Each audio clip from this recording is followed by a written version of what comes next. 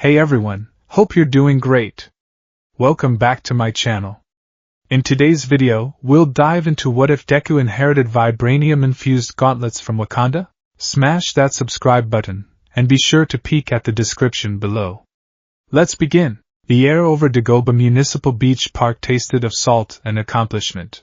8 months ago, it had been a monument to neglect, a sprawling junkyard of society's forgotten things, piled high in metallic mountains that scraped against the bruised purple of the twilight sky. Now it was clean.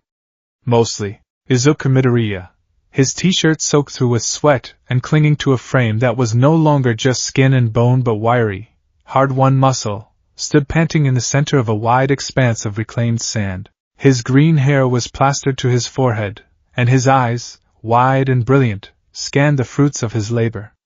The main section of the beach was pristine, the sand raked smooth by the outgoing tide. Only the westernmost edge remained a challenge, where a skeletal, rust-eaten sedan and a behemoth of a defunct commercial refrigerator lay half-buried, the final bosses of his grueling training regimen. "Just a little more, young Midoriya!" A voice boomed, echoing with a familiar, almost deafening optimism. Izuku turned, a grin splitting his tired face. Leaning against a cleared-out shipping container was the skeletal form of Toshinori Yagi, better known to the world as the symbol of peace, All Might. Even in his deflated state, a simple white t-shirt and cargo pants hanging loosely on his frame, he possessed an undeniable presence. But today, Izuku noticed something different in his mentor's eyes. A shadow lurked behind the brilliant blue, a flicker of something that looked unnervingly like fear. "Yes, sir!" Izuku yelled back, shaking off the momentary concern. He couldn't afford to let All Might down. Not now. Not ever. He turned his attention to the refrigerator. It was an ancient, hulking thing, its enamel chipped away to reveal weeping sores of rust. It probably weighed close to 200 kilograms. 8 months ago, he wouldn't have been able to budge it an inch. Now he had a secret. A sacred torch. "Clench your buttocks." All Might's unique advice echoed in his head. "And scream this from your heart." Izuku took a deep, shuddering breath. He crouched, his newly sculpted muscles coiling like springs. He thought about the power thrumming just beneath his skin, the legacy of 8 heroes before him, a supernova of strength waiting for a command. He didn't need to move the whole thing. Just a little, a controlled burst. He pictured the egg in the microwave, the lesson All Might had hammered into him for weeks. Don't let it explode. Just warm it up. He focused on his right arm, channeling the barest whisper of One for All into his limbs. He could feel it, a tingling warmth that escalated into a pins and needles static. Greenish-white lightning, delicate as spider silk, danced over his skin. It was intoxicating. It was terrifying. Just 5%. Maybe 4. He gripped the warped metal handle of the refrigerator. "Sma!" The word was barely out of his mouth when the power surged, betraying his control. It wasn't a whisper, it was a shriek. The delicate lightning thickened into jagged, angry bolts. A sharp, searing pain shot up his arm from his knuckles to his shoulder, a prelude to the shattering agony he knew so well. He yelped, instinctively letting go as if he touched a live wire. The power, with no outlet, fizzled violently, leaving his arm throbbing and his fingers numb. The refrigerator hadn't moved. He stumbled back, cradling his arm, his face pale. It wasn't broken. Not this time. But it was a stark, painful reminder of the razor's edge he walked. The power was a roaring inferno, and his body was a paper cup trying to contain it. From the sidelines, Toshinori's smile faltered, the corners of his mouth pulling down into a grim line. The shadow in his eyes deepened into a storm. He saw it all, the boy's flawless form, the perfect crouch, the heroic intent blazing in his eyes. And he saw the catastrophic failure of his vessel to contain the cargo. Izuku's spirit was more than ready. His body, despite the incredible progress, was a fatal liability. "That's enough for today, my boy," Toshinori said, his voice softer now, the booming All Might persona receding. He walked over, his long strides eating up the distance on the sand. He placed a bony hand on Izuku's shoulder. "You've done exceptionally well. The beach is a testament to your hard work, but I failed," Izuku mumbled, staring at his trembling hand. I still can't. I can't control it. It's like it has a mind of its own. It wants to break free. Toshinori's heart clenched. It's not its mind, my boy. It's mine. And the 7 before me. It's too much. The fire has grown too hot for a new hearth. He forced a reassuring smile.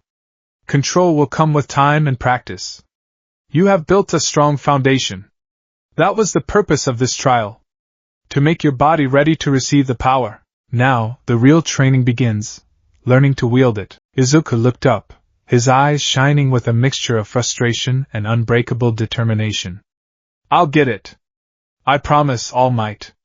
I'll be worthy. I won't let your gift go to waste. Worthy? Toshinori thought, the words a bitter pill on his tongue. You were worthy from the moment you ran towards that sludge villain. It's I who may prove unworthy of you. He was leading this bright, selfless boy down a path that could end in shattered bones and a life of chronic pain, if not something far, far worse. He clapped Izuku on the back, a little too forcefully. Go home, young Midoriya. Get some rest. The UA entrance exam is just over a week away. You need to be in peak condition. As he watched Izuku pack his things, his gangly limbs moving with a newfound grace, a cold dread, heavy and suffocating, settled deep in Toshinori's chest. It was a dread that had been growing for weeks, fertilized by every wince of pain on the boy's face, every near break, every uncontrolled surge of power. It was the dread of Sir Nitai's prophecy. Later that night, the steam from Toshinori's shower did little to warm the chill that had taken root in his soul. He stood before the bathroom mirror, his emaciated form wreathed in vapor, a ghost haunting the shell of a god. The scar on his torso was a gnarled, puckered ruin, a permanent testament to his own limitations. It ached with a phantom pain that was more memory than physical sensation, a constant reminder of the day his time as the symbol of peace was put on a clock. He had always known one for all was a burden. His own master, Nana Shimura, a woman whose smile could light up a city block and whose fists could level it, had told him as much. He remembered the day she passed it to him. He had been a quirkless boy, too, full of ideals and hot air. But he had been sturdier, taller, broader, with a natural constitution that seemed ready-made for a power like this. Even then, the initial surge had felt like being struck by lightning. It had taken him months to master a 5% output without his muscles screaming in protest. Izuku Midoriya did not have that natural advantage. He was a late bloomer in every sense of the word, his body forced through a crucible of artificial growth. The quirk had had 9 generations to mature, to stockpile energy, to grow in raw, untamed power. It was like trying to pour the ocean into a teacup. The teacup, no matter how well crafted, was destined to break. Toshinori leaned his hands on the sink, his knuckles white. He closed his eyes, and the memory he'd been suppressing for years rose, unbidden and sharp as glass. The clash of steel and flesh.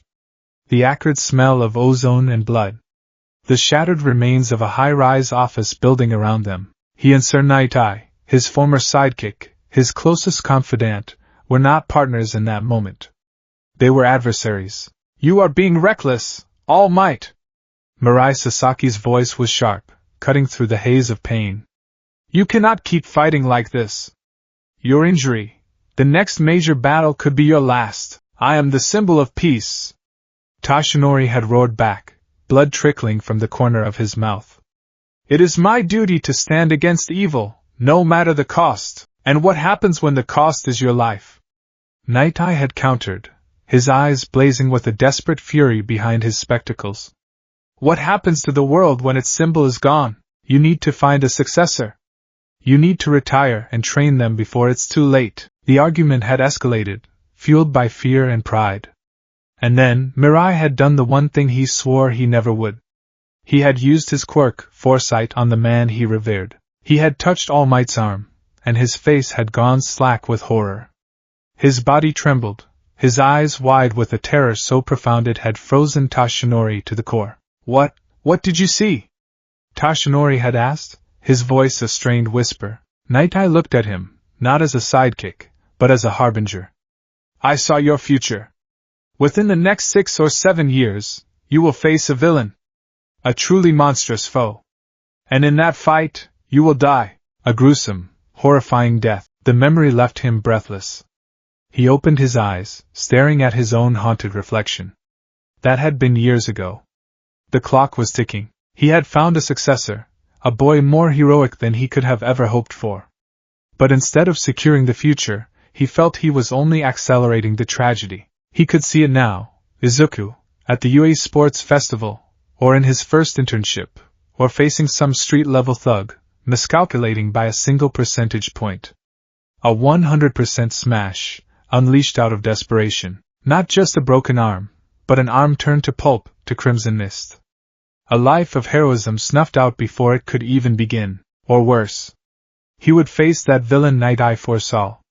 And Izuku, eager to help, would throw himself into the fray. The boy would try to use a power he couldn't control to save a mentor who was already doomed, and they would both perish in the ensuing cataclysm. The light of One for All, extinguished forever by his own hubris. No. The word was a silent, desperate scream in his mind. No. He would not let that happen. He had defied expectations his entire life. The quirkless boy who became the #1 hero. The man who survived a mortal wound and continued to save people with a smile. He would not let fate, or prophecy, or the cruel mechanics of his own quirk, dictate the future of Izuku Midoriya. If the boy's body was the problem, then he would find a solution. Support gear was common, but nothing from Detonarat, or the other major corporations could handle this kind of backlash. They designed items to enhance or supplement existing quirks, not to contain a force of nature that actively sought to destroy its user. He needed something else. Something impossible. An idea, long buried and sealed away with a promise, began to surface. A memory not of pain and prophecy, but of a sun-drenched day in America, decades ago, when he was at the absolute zenith of his power. He pushed himself away from the sink and walked into his modest living room. It was a simple space, a stark contrast to the grandeur of his public persona. There was a comfortable couch, a television, and a single, sturdy bookshelf. On it, amongst worn copies of classic hero biographies, was a small, unassuming lockbox made of dark cherry wood. He hadn't opened it in almost 20 years. His hand trembled slightly as he keyed in the simple combination. The lock clicked open. Inside, nestled on a bed of faded black velvet, were a few mementos, a faded photograph of a smiling, dark-haired woman, Nana, and beside it, a small, cylindrical object that looked like it was carved from a single piece of dark, polished wood. It was no bigger than his thumb, covered in intricate, geometric patterns that seemed to absorb the light. It felt warm to the touch, ancient and alive. It was a kimono bead. A gift. A promise.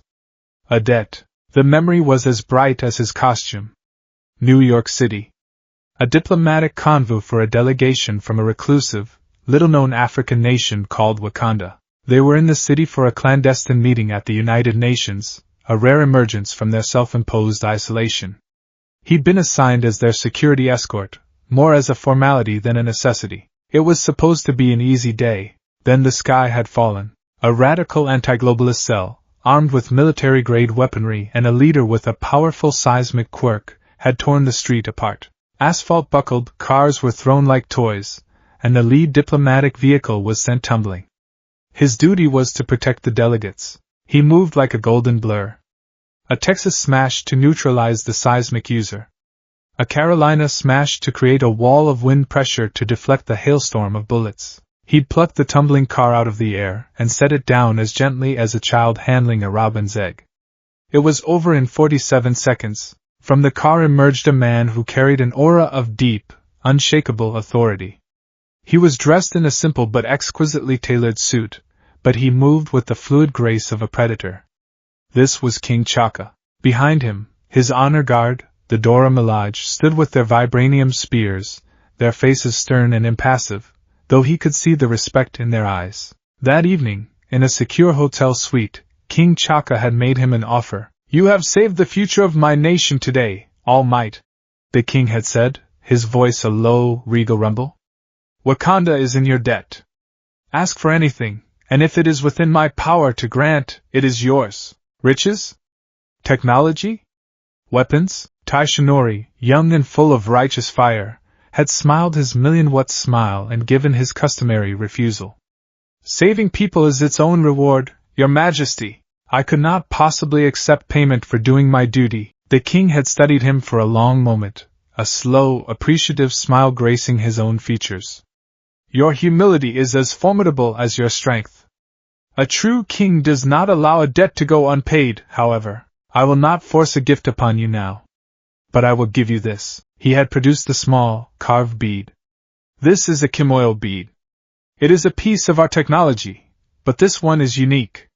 It is key to my authority. Should a day ever come when you face a crisis that you alone cannot solve, when you need a hope that the rest of the world cannot provide, activate this. Your request will be heard by the throne of Wakanda. Use it wisely, symbol of peace.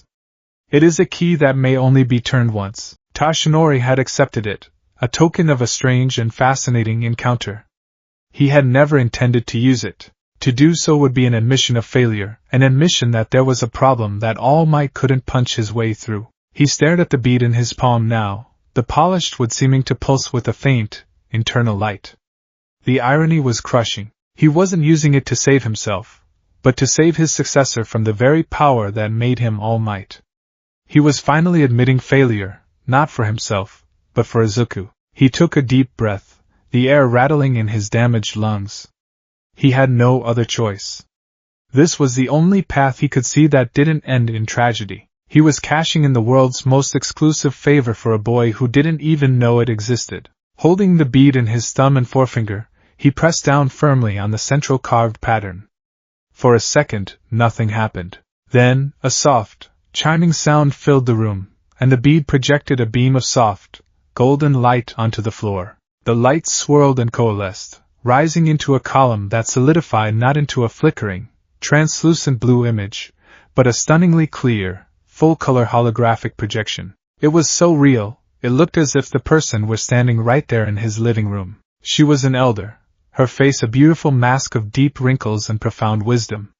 She was seated on an ornate, high-backed chair, draped in deep purple and black robes embroidered with silver thread. Her hair was stark white, braided with golden rings, and her eyes, dark and sharp, seemed to pierce right through him, assessing every ounce of his being. Tashinori felt an immediate, instinctual need to show deference. He bowed his head deeply, his towering frame bent in a gesture of profound respect. The booming voice of All Might was gone, replaced by the thin, reedy tone of Tashinori Yagi. "I apologize for the intrusion," he began, his voice heavy with the gravity of his actions. "My name is Tashinori Yagi. Many years ago, King Chaka gave me this channel. He told me to use it only in a time of true crisis." The elder's expression remained unreadable, her gaze unwavering. She did not seem surprised or impressed. "I am Elder Ianla of the Wakandan Council," she stated, her voice smooth and measured, carrying the weight of generations. "The access code of the late King Chaka is not something to be invoked lightly. We are aware of who you are, All Might. The world knows you as a symbol. State your crisis." He straightened up, meeting her gaze. He had to choose his words carefully. The secrecy of one for all was paramount. But so was the secrecy of the nation he was speaking to. They would demand truth. "I have a student," he said, the words feeling small and inadequate. "A successor. I have passed my power on to him, as it was passed on to me." Ianla's eyebrow raised a fraction of a millimeter. "A legacy quirk. An unusual, but not unheard of, phenomenon. It is unique." Tashinori pressed on, his heart pounding. "My quirk, one for all, stockpiles power. It has been passed down through 9 generations, growing stronger with each transfer. It has now reached a critical point. The power is immense. Too immense for a normal human body that has just received it." He gestured to his own frail form. "Even in my prime, I was barely able to contain it. My successor, he is a boy of unparalleled heroic spirit, but his body is not yet ready. Every time he attempts to use even a fraction of the power, he risks catastrophic self-injury. His bones shatter. His muscles tear. I am training him to become the next symbol of peace, but I fear my guidance is leading him to a life of pain, or worse, an early grave." He took a ragged breath. He was laying his greatest fear, his greatest failure, at the feet of this stranger. I cannot protect him from my own legacy, he admitted, the confession tasting like ash. The world's support technology is insufficient. They build tools to enhance. I need a shield. A regulator, something to contain the kinetic backlash, to absorb the destructive force so that he can learn to wield the creative one. He looked at her, his desperation laid bare. I know of the legends of your nation. Of Vibranium. A metal that absorbs kinetic energy. I am not asking for a weapon. I am asking for a lifeline, a tool that will allow a boy with the heart of a true hero to survive the power that is meant to make him one. Elder Ianla was silent for a long, agonizing minute.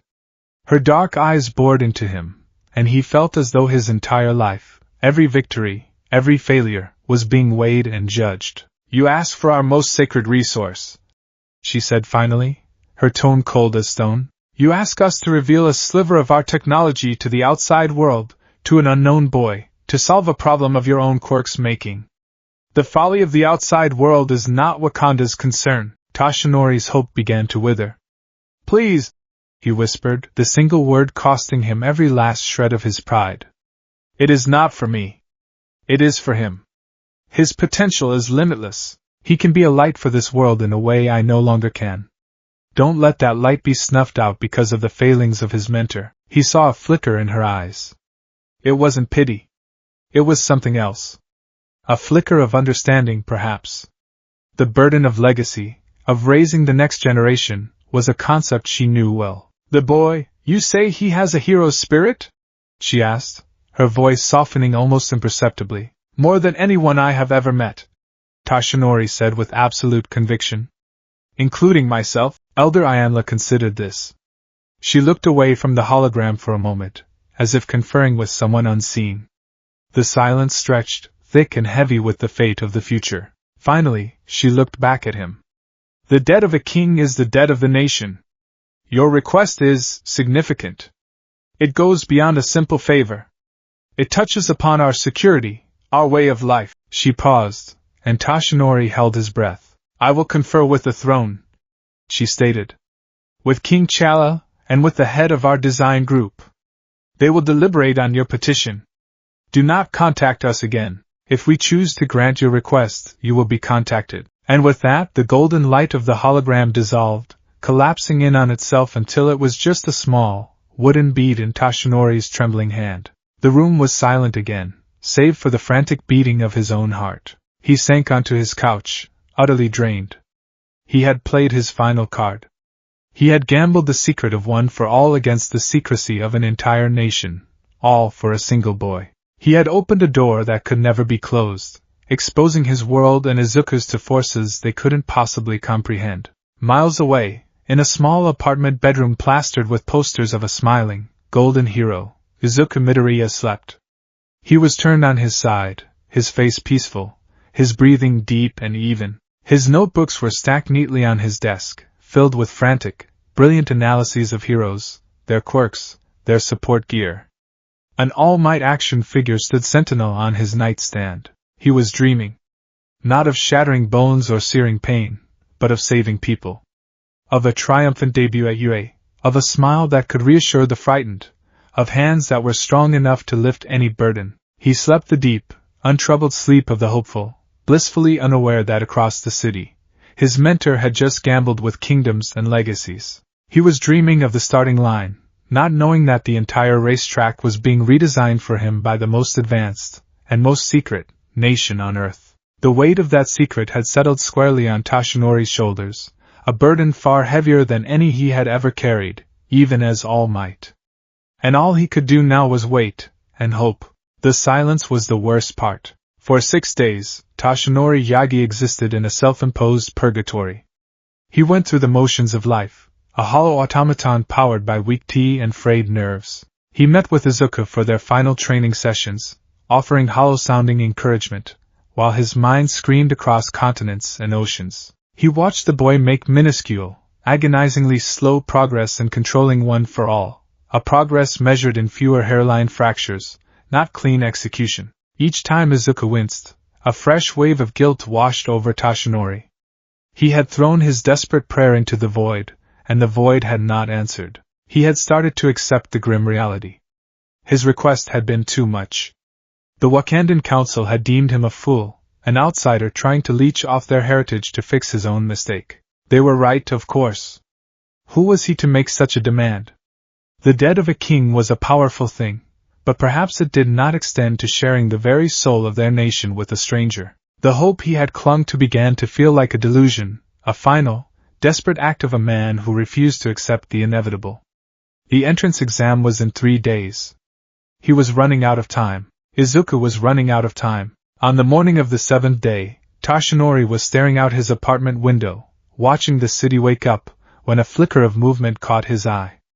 It wasn't the birds or the early morning traffic. It was a distortion in the air itself, a shimmering patch of nothingness descending towards his building's modest rooftop access area. It was like watching a heat haze on a winter morning, an impossibility that his brain struggled to process. There was no sound. No rotor wash, no hum of engines. The distortion solidified for a fraction of a second, revealing a sleek, matte black craft that seemed to drink the morning light. It was shaped like a falcon, with sharp, angular wings and no visible means of propulsion. It hovered silently, a specter of impossible technology against the mundane backdrop of plaster and satellite dishes. A panel on its underside opened, and a single, featureless black case was lowered on a silent, gravitic beam. The case settled gently onto the concrete rooftop. The drone then simply vanished. Not flew away. One moment it was there, the next the air was empty, as if it had never been. Toshinori's heart hammered against his ribs. He felt a surge of adrenaline he hadn't experienced since his last battle. He coughed, a small spray of blood spattering into his hand, and rushed out of his apartment, taking the stairs 2 at a time with a vigor that belied his emaciated form. He burst onto the rooftop, the cool morning air a shock to his system.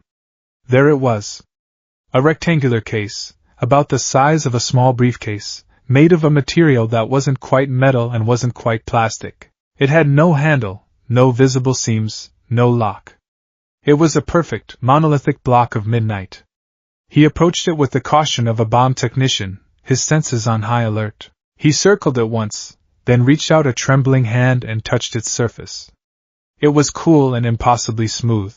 As his fingers made contact, a thin, green line of light traced the perimeter of the case, and with a faint hiss of depressurizing air, the top half lifted and telescoped away, revealing the contents within. Toshinori gasped. Nestled in custom-molded, deep gray foam were 2 objects that defied his understanding of support technology. In their retracted form, they looked like a pair of thick, stylized black bracers. The primary material was the same matte black vibranium alloy as the case, but etched across their surface was a complex web of circuitry, the lines so fine they were almost invisible. These lines converged on a central node on the back of each bracer, a circular plate of what looked like polished obsidian. They were sleek, angular, and exuded an aura of lethal elegance. They were both a work of art and a weapon of terrifying potential. Before he could fully process what he was seeing, the kimoyo bead in his pocket grew warm. He pulled it out just as it projected another golden hologram into the air beside the case. This time, it wasn't the stern elder. The figure that coalesced was a young woman, likely no older than 20. She had a bright, intelligent face, with warm, curious eyes that seemed to take in everything at once. Her hair was styled in intricate braids, some of which were interwoven with shimmering, holographic data streams. She wore a lab coat over a vibrant, patterned tunic, and on her right wrist, a shimmering bead bracelet pulsed with light. She grinned, a flash of white teeth that was both brilliant and disarmingly friendly. "Greetings, Toshinori Yagi-san. Or should I say All Might?" she said, her Japanese perfect, yet carrying the melodic cadence of an unfamiliar accent. "My name is Kenna. I am a junior engineer with the Wakandan Design Group. Her Majesty, Queen Regent Ramonda, and King Chala have reviewed your unusual petition.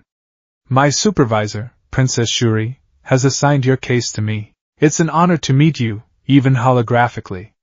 Your fight with Toxic Chainsaw? Legendary. The aerodynamic calculations alone are fascinating." Toshinori was momentarily stunned into silence by her sheer exuberance. This was not the solemn, ancient council he had expected. This was a bright-eyed, enthusiastic scientist. Thank you, he managed, feeling suddenly very old. Kenna's smile widened. No need to be so formal. We're partners in this endeavor, you and I. And your boy, of course. Now to business. Her expression sharpened with focus, her eyes shifting to the case. Behold, the fruits of a very sleepless week for my team and I. We call them the Vanguard gauntlets. She made a gesture with her hand, and a complex, three-dimensional schematic of the gauntlets appeared in the air between them, rotating slowly. Their primary function is a direct answer to your request, Kenna explained, her voice quickening with passion. The bracers are constructed from a unique vibranium carbon composite weave. As you know, our foundational metal absorbs kinetic energy.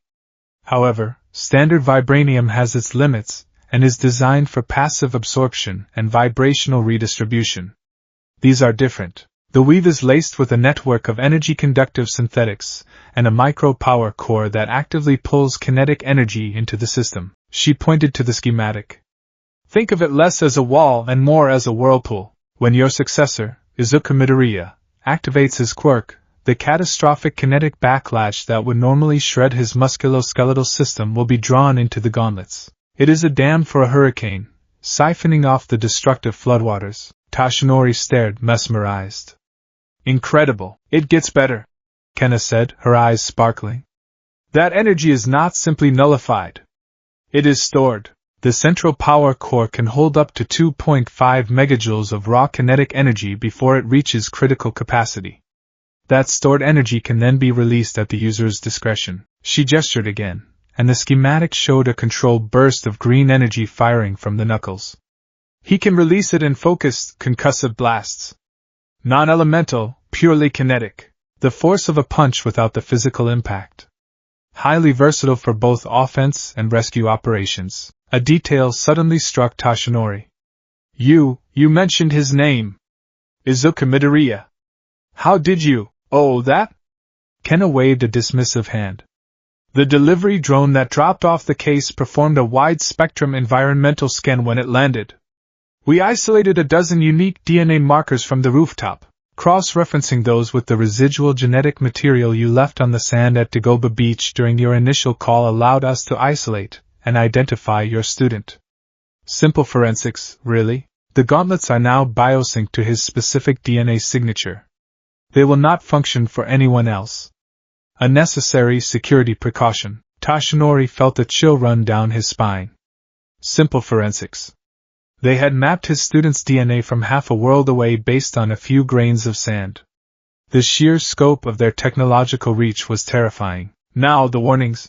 Kenna's tone grew serious. First, these are a prototype.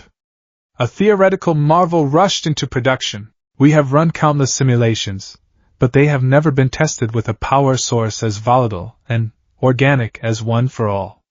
There may be bugs. Unforeseen consequences. Second, their full potential is unknown.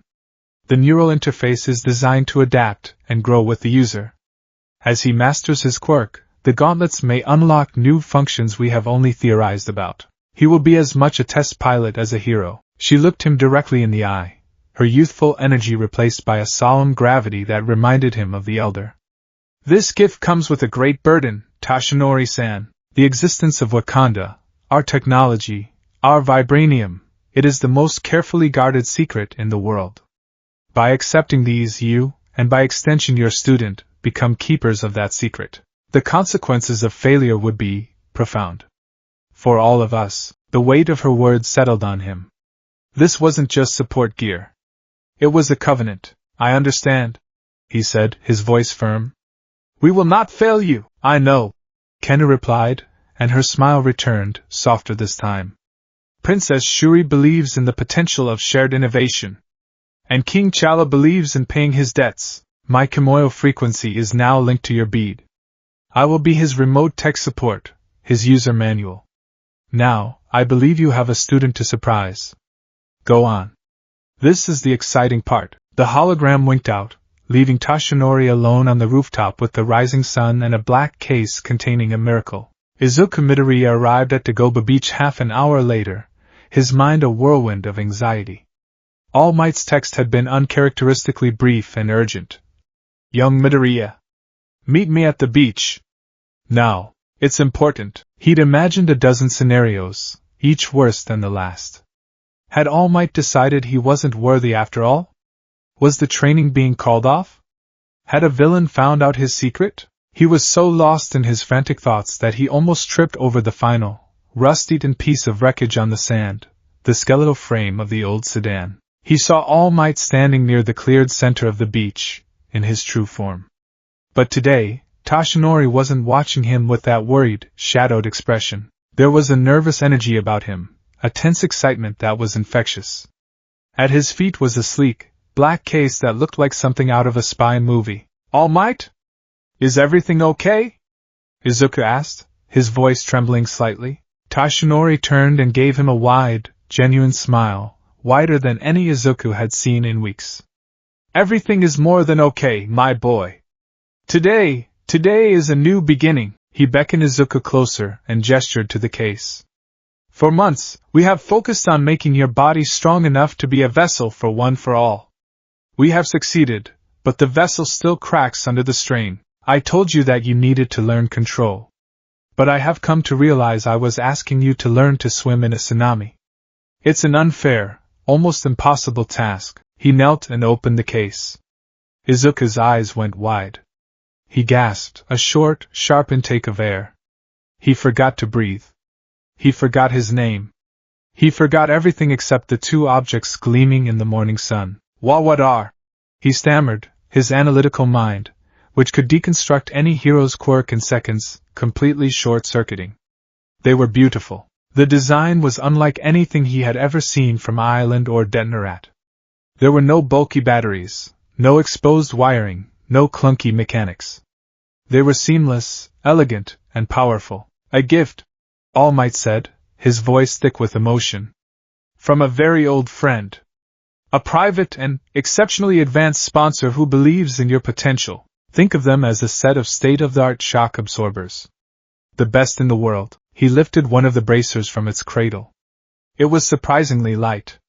They are for you, young Midoriya. Izuku stared as if All Might had just handed him the moon.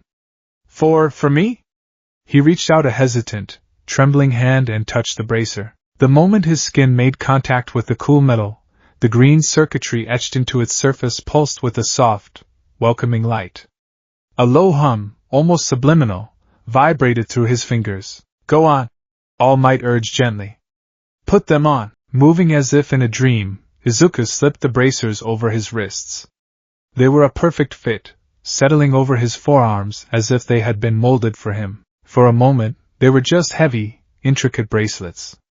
Then, the green light intensified. With a series of soft, satisfying clicks, hidden panels slid into place, and the bracers expanded, seamlessly forming into full gauntlets that covered his hands and forearms in articulated black plates. The fit was snug but allowed for perfect freedom of movement. A faint, emerald glow emanated from the seams, pulsing in time with his own heartbeat. He held up his hands, turning them over and over, his mind racing, muttering uncontrollably. Incredible! A kinetic energy channeling system? The material feels like a non-Newtonian polymer, but it's rigid, a phase-shifting alloy, and the power source is self-contained, no external pack. The circuitry is integrated, not superficial, it must be part of the molecular structure itself. Is this even possible with current technology? All Might chuckled, a deep, happy sound. Let's find out what's possible. He pointed a long, bony finger at the rust-eaten hulk of the sedan a few yards away. You remember that refrigerator? You tried to use 5% and the power surged. I want you to do that again. Right now. A controlled 5% smash. Aim for the car door. Izuku's blood ran cold. The giddy excitement was instantly replaced by a primal, conditioned fear. His body tensed. He could already feel the phantom sensation of his bones grinding together, the searing heat of his own power turning on him. But, All Might, my arm, trust me, my boy, Toshinori said, his voice soft but firm, his blue eyes boring into Izuku's. Trust the gauntlets. Trust me. Izuku swallowed hard, the lump in his throat feeling as large as a fist. He looked from All Might's confident face to his own gauntlet-clad hands, the green light a steady, reassuring presence. He took a deep, shuddering breath. He had to trust him. All Might was his hero. He turned to face the car, planting his feet in the sand. He raised his right fist, the black metal gleaming. He focused, calling upon the power within. Clench your buttocks. And scream this from your heart. He pictured the egg in the microwave. Just warm it up. 5%. The familiar, terrifying power of One for All surged. The green-white lightning, thicker and more potent than ever, crackled to life, snaking up his arm. His muscles screamed in protest, a Pavlovian response to the impending agony. He braced for the snap, for the blinding, white-hot pain that had become his constant companion. He swung his fist forward. Smosh! His fist connected with the car door. The sound was not the screech of tearing metal he expected. It was a deep, resonant thump, like a giant's heartbeat. And there was no pain, there was no snap. No searing heat. No agony. For a split second, his brain couldn't comprehend the absence of the expected sensation. He had felt the full, untamed force of a 5% smash channel through his arm, a power that should have turned his metacarpals to dust. But instead of shattering, his body felt fine. What he did feel was an intense, humming vibration in the gauntlet. He looked down. The green circuitry was no longer pulsing gently. It was blazing, a furious, emerald inferno of contained energy. The circular plate on the back of his hand glowed with the light of a small sun. The car door was completely caved in, a perfect, fist-shaped crater punched deep into the rusty metal. He stumbled back a step, his mind reeling. He stared at his hand. His fist. He flexed his fingers. One by one they obeyed, perfectly intact. He felt a phantom ache, the ghost of 100 other breaks, but the real, physical pain was gone.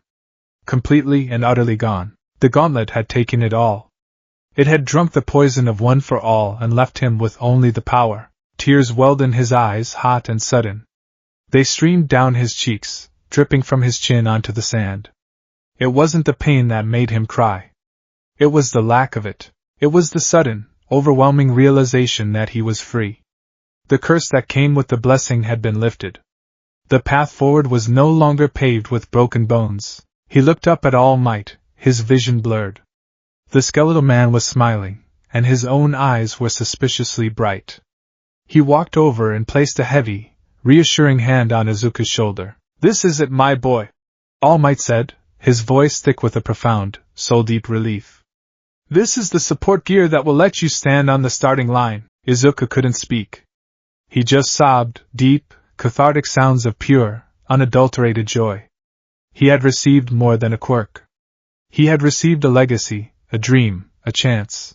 And now, he had received a miracle from a city he didn't know existed, a gift that would allow him to finally, truly, become the hero he was always meant to be. The Vanguard gauntlets hummed on his arms, a silent promise of the future. The gates of Yuri High School were less like an entrance, and more like a gateway to a different world. They loomed over the crowd of aspiring heroes, a massive archway of polished steel and reinforced glass that screamed prestige, power, and possibility. For most of the teenagers gathered before it, the sight was inspiring, a tangible symbol of their dreams.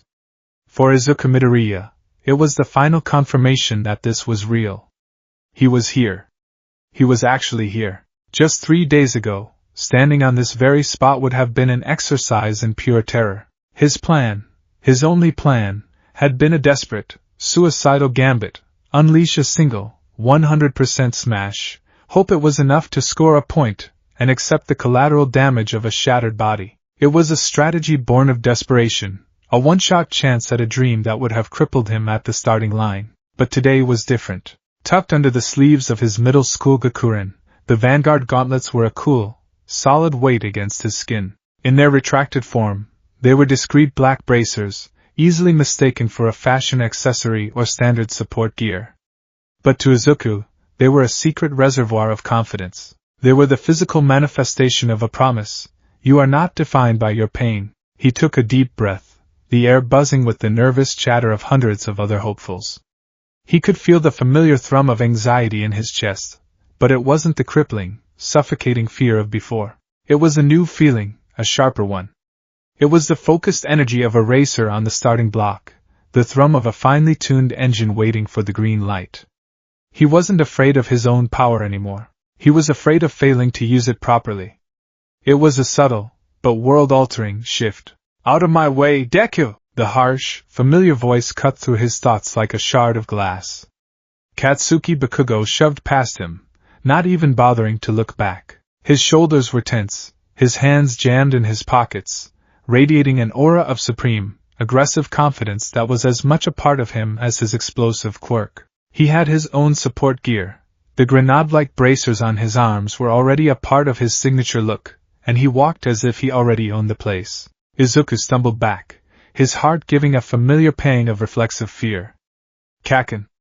For a decade that name had been synonymous with inadequacy, with the crushing reality of his quirkless past. But as he watched Bakugo stomp towards the gates, Izuku's hand instinctively went to his wrist, his thumb brushing over the cool metal of the bracer. He wasn't that same person anymore. Bakugo just didn't know it yet. A friendly voice broke his reverie. "Are you okay? You almost fell!" He turned to see a girl with a round, cheerful face and a permanent blush on her cheeks. She had kind brown eyes and a short, bob-style haircut. She was radiating a nervous energy that was a mirror of his own, but hers was tinged with a bubbly optimism. "Oh! Why yes! I'm fine! Thank you!" Izuku stammered, his face immediately flushing beet red. A girl. A nice girl was talking to him. He flapped his hands uselessly, his social grace lagging far behind his newfound physical prowess. "It's just big, isn't it?" She giggled, a light, pleasant sound. "It's huge! I'm so nervous I think my stomach is going to float away." She pressed her fingertips together to demonstrate, and a small pebble by her foot lifted an inch off the ground before she deactivated her quirk, and it fell with a soft thud. "Well, good luck in there," she said with a wave, before hurrying towards the entrance. Her simple act of kindness was like a balm on his frayed nerves.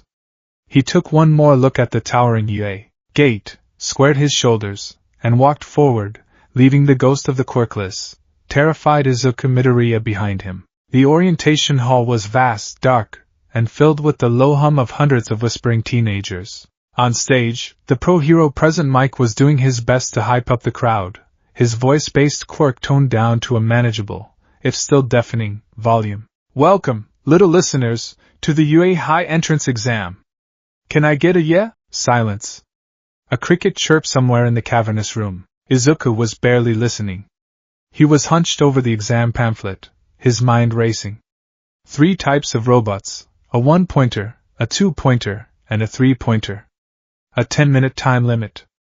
A sprawling urban environment. It was a combat test, pure and simple. His eyes scanned the diagram of the mock city, his analytical mind already breaking it down.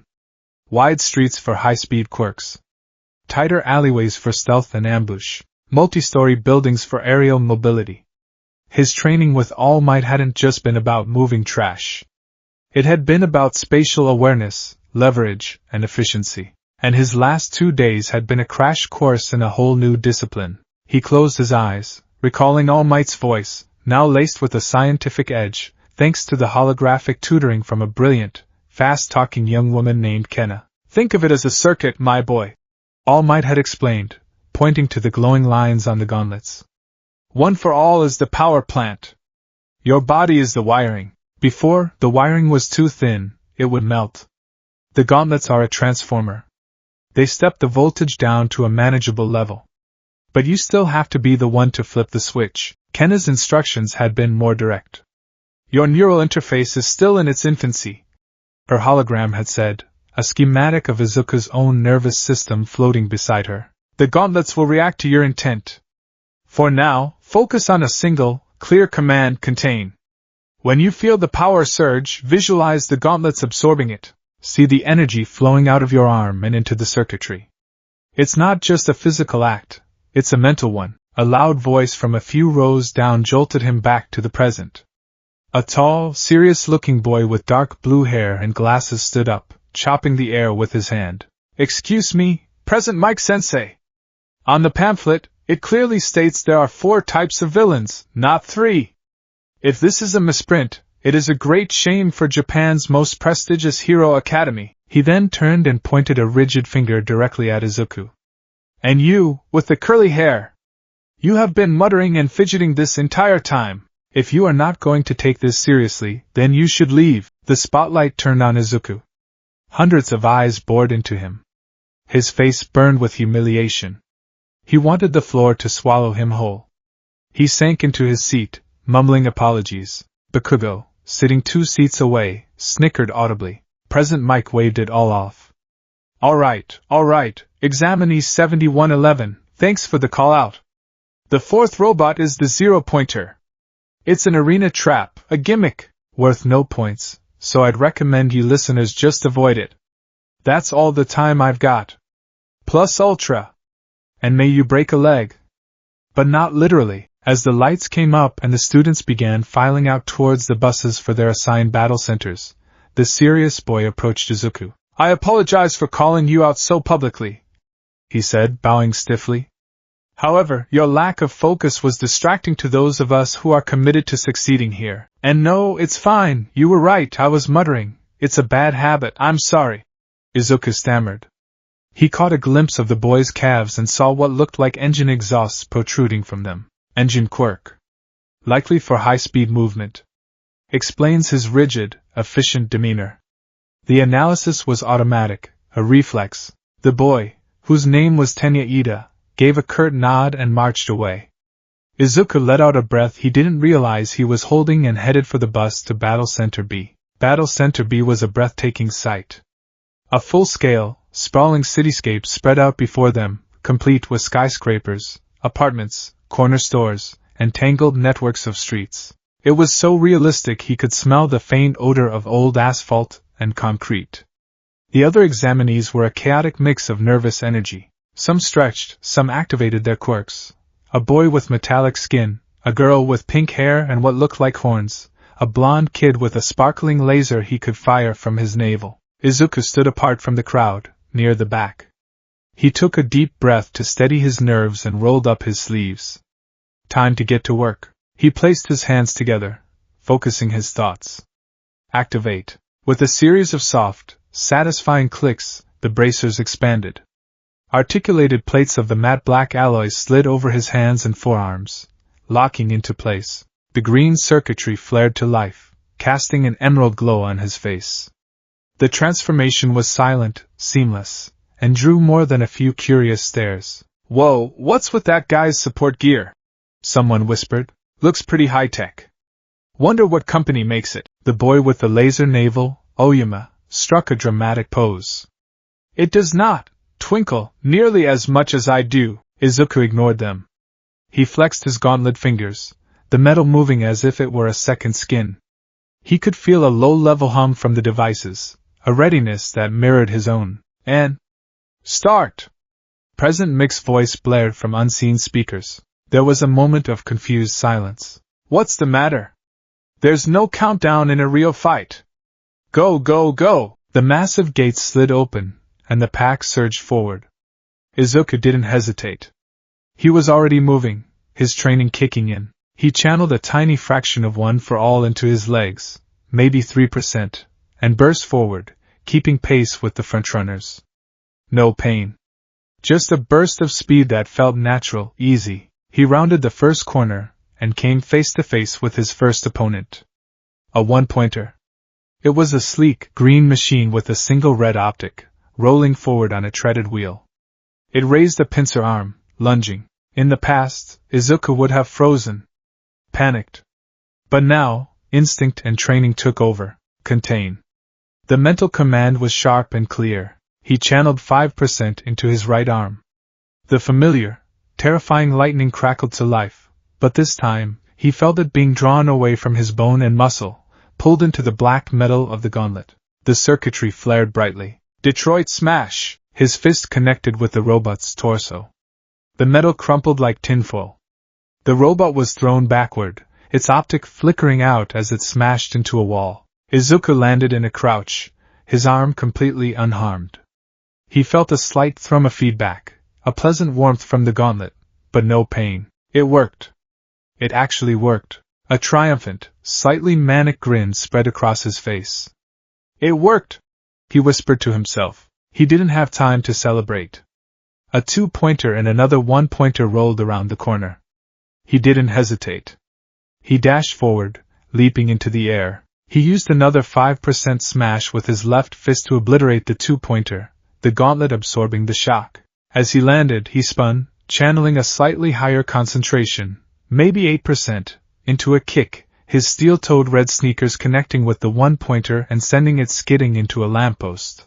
The strain on his leg was more intense, a deep muscle ache, but his bones remained intact. The gauntlets were only on his arms, but by using them to take the brunt of the offensive load, he could spare his legs for mobility and supplemental attacks. He was fighting. He was actually fighting. He was moving, thinking, and acting like a hero. He began to systematically sweep through the streets, his muttering now a focused combat analysis. 2 3-pointers guarding a narrow alley. High-density armor plating. Brute force inefficient. He ran past the alley, drawing them out into the main street. He then used the wall of a building as a springboard, launching himself over them. As he flew overhead, he delivered a 10% double-fisted smash downwards onto their heads. The gauntlets blazed with emerald light, absorbing the fierce recoil. The 2 robots crumpled into heaps of sparking scrap. He was racking up points. 1 here, 3 there, 2 more around the corner. He was a whirlwind of green lightning and black metal. He wasn't as flashy as Bakugo, who he could hear causing explosions several blocks over, or as fast as Ida, who he saw as a blue and silver blur speeding down a main avenue. But he was ruthlessly efficient. He was in his element. The boy who had spent a decade analyzing heroes was finally putting his knowledge into practice. In the observation room, a panel of screens showed feeds from every battle center. A group of pro-heroes, the UA faculty, watched with discerning eyes. That kid with the explosions has incredible power and instincts. A bandaged Aizawa Shota noted, his voice a tired monotone. But zero subtlety. Tenya Ida is a model of efficiency. The principal, a small, white-furred creature named Nizu, chimed in, sipping his tea. A credit to his family's legacy. But who? The R-rated hero Midnight purred, pointing a manicured finger at one screen. Is that? On the screen for Battle Center B, Izuka Midoriya was in motion. He had just disabled a 3-pointer and was now using its crumpled chassis as a shield, deflecting laser blasts from 2 1-pointers while he calculated his next move. The green lightning arcing around him was spectacular, but it was the sleek, black gauntlets that drew their attention. His quirk seems to be a simple strength enhancement. Power Loader, the head of the development studio, grumbled, leaning closer to the screen. But that's support gear. I've never seen anything like it. The energy signature is off the charts, but there's no visible power source. And the way it absorbs the recoil, that's not possible with any known alloy. It's defying the laws of physics. Nizu's beady black eyes gleamed with an intense, almost predatory curiosity. He watched as Izuka vaulted over his makeshift shield, delivered 2 precise, low-percentage smashes to disable the remaining robots, and then immediately started scanning for his next target. The boy fought with the frantic energy of a cornered animal, but with the focused precision of a surgeon. A fascinating paradox. Well now, Nizu whispered, a slow smile spreading across his muzzle. What do we have here? Izuka was panting, sweat stinging his eyes. He had lost count of his points. Maybe 45? 50? It had to be enough. The initial euphoria had worn off, replaced by a deep, burning exhaustion. Using one for all, even with the gauntlets, was still draining. He was running on fumes. Suddenly, the ground began to shake. A deep, grinding rumble echoed through the artificial city, growing louder and louder. Buildings trembled, windows rattling in their frames. A shadow fell over the street, vast and absolute. Izuka looked up, and his blood turned to ice. It was the 0-pointer. But the pamphlet, the diagram, present mixed casual dismissal, none of it had prepared him for the sheer scale of the thing. It was a mechanical titan, a Goliath of green and silver metal that towered over the tallest buildings in the battle center. Its single, glowing red eye scanned the street below, and its colossal arms, bigger than city buses, swatted at rooftops with casual, destructive force. Arena trap. Gimmick. Avoid it. His brain screamed at him to run. Every instinct for self-preservation told him to turn and flee, to hide, to find some smaller, point-worthy robots and leave this monster alone. Other students were already doing just that, a tide of panicked teenagers flowing away from the advancing giant. He was about to join them when he heard a small cry. "Ow!" Izuku's head snapped towards the sound. There, caught under a large slab of concrete rubble dislodged by the zero-pointer's rampage, was the girl from the entrance. The nice girl with the kind eyes. Her leg was trapped, and she was looking up at the approaching robot with wide, terrified eyes. Something inside Izuku shifted. The fear, the exhaustion, the strategic calculations, it all vanished, burned away by a white-hot, singular impulse. It was the same impulse that had sent him, a quirkless, powerless middle schooler, running towards the sludge villain to save Bakugo. It was the fundamental, unanalyzable core of who he was. She's in trouble. He didn't think. He acted. He broke into a dead sprint, running not away from the zero-pointer, but directly towards it. Towards her. His legs screamed in protest, but he pushed them harder, pouring more of one for all into them than he had dared before. The ground shook with each of the robot's thunderous steps. It was getting closer. "It'll be okay," he yelled, his voice strained. He reached the slab of rubble and gripped it. It was immensely heavy. He tried to channel one for all into his arms, but his mind was a frantic mess. It was too much, too fast.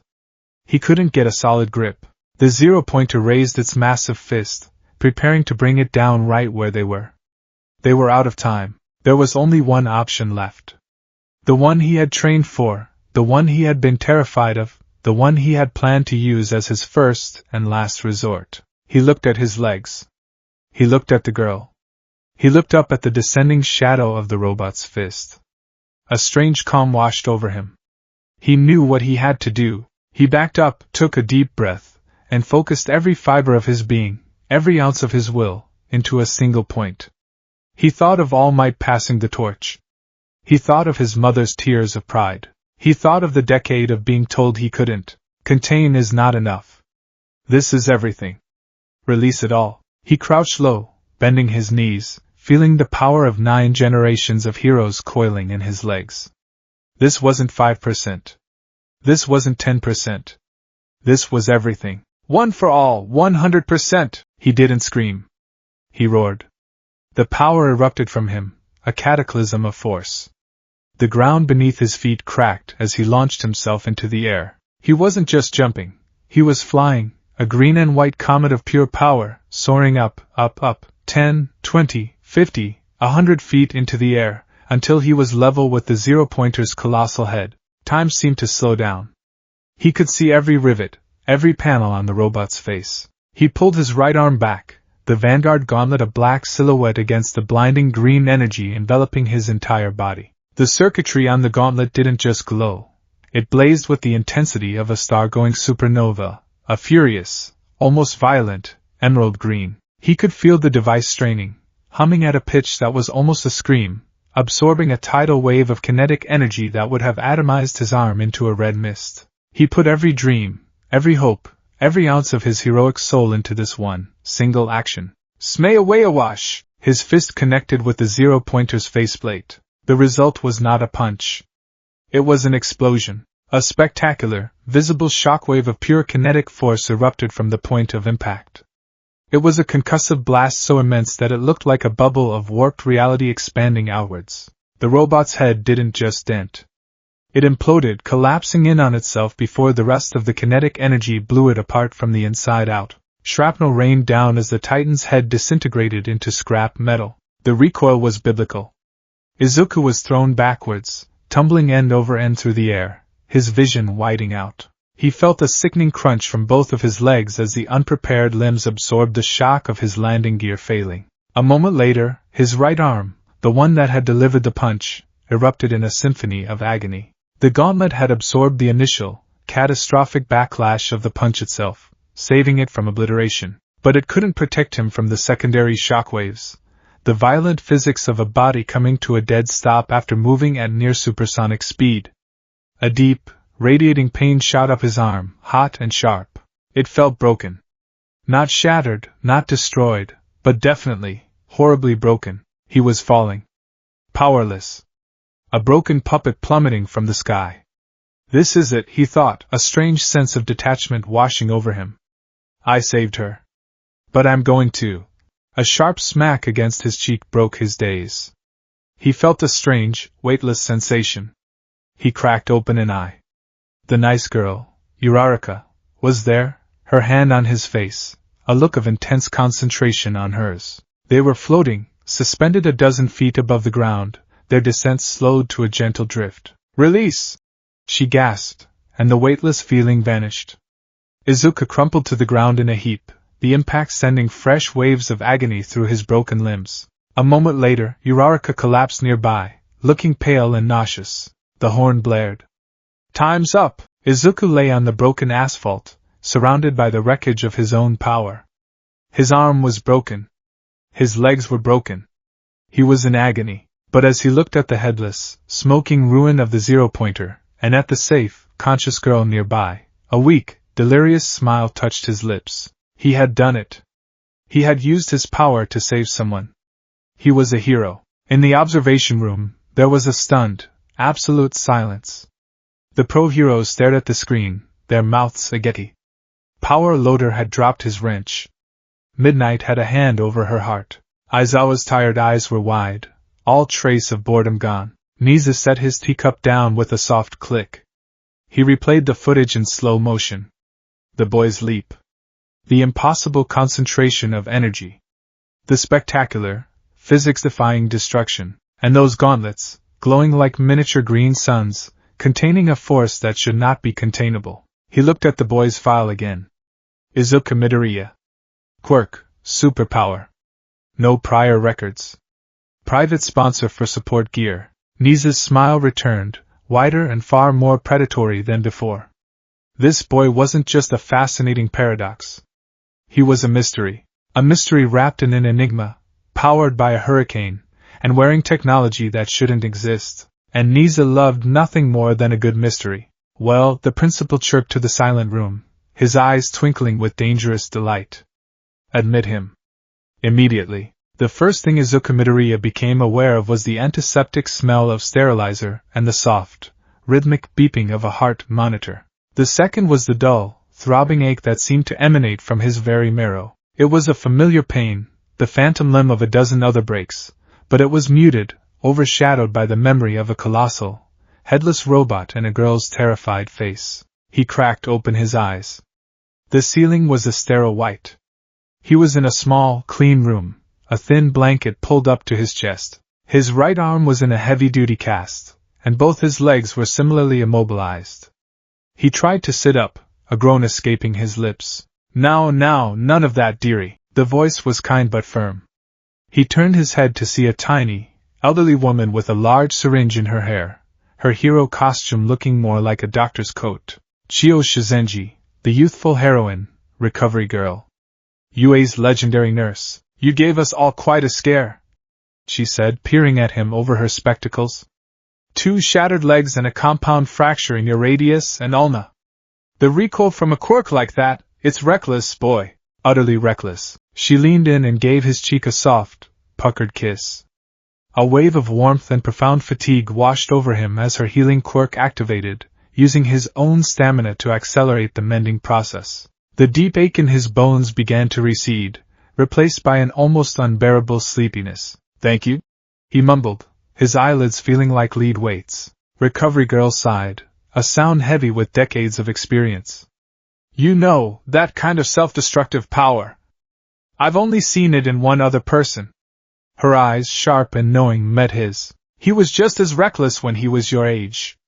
Always smiling through the pain, pretending he was invincible. Tell me, does All Might know he's sending a boy down the exact same painful path he walked? Izuka's blood ran cold. She knew. She didn't know the specifics of One for All, of the transfer, but she saw the connection. She saw the ghost of a young, wounded Tashinori Yagi in his own broken body. Before he could stammer a response, the door to the infirmary slid open. All Might, in his skeletal form, slipped inside, his face a mixture of profound pride and gut-wrenching worry. He looked at Izuku, then at Recovery Girl, offering a weak, apologetic smile. "Ah, Shizenji-san. Thank you for taking care of him. Don't thank me, you oaf," she huffed, pointing the end of her syringe cane at him. "This is on you. Whatever this boy's quirk is, it's a mirror of your own worst habits. If you're going to mentor him, then mentor him properly. Teach him restraint before he ends up with more scars than you have." Tashinori flinched, the words striking home. I will. I promise." Recovery Girl gave one last, stern look at Izuku. "You're healed, but you're drained. You'll need the rest of the day to recover your stamina. The casts can come off in the morning. Now, both of you, I have other students with less dramatic injuries to attend to." She bustled out of the room, leaving mentor and student in a heavy silence. Tashinori pulled a chair up to the bedside, his large frame seeming to shrink as he sat. "You did it, my boy," he said, his voice soft. "You passed." Izuku's eyes widened. I did. But my score! I stopped counting. You racked up an impressive 60 villain points. All Might confirmed. More than enough to secure a high rank, but more importantly. He leaned forward, his blue eyes shining with an intensity that seemed to burn away his frailness. In a hero exam, there is always a hidden element. A test of character. When you ran towards that girl, when you sacrificed your own well-being to save another from a hopeless threat, you earned 60 rescue points. The highest score of the day. You weren't just the top scorer, young Midoriya. You embodied the very spirit of this academy, plus ultra. Tears pricked at Izuku's eyes. It hadn't been for nothing. The pain, the fear, it had all meant something. But All Might's tone grew serious, his face grim. Recovery Girl is right.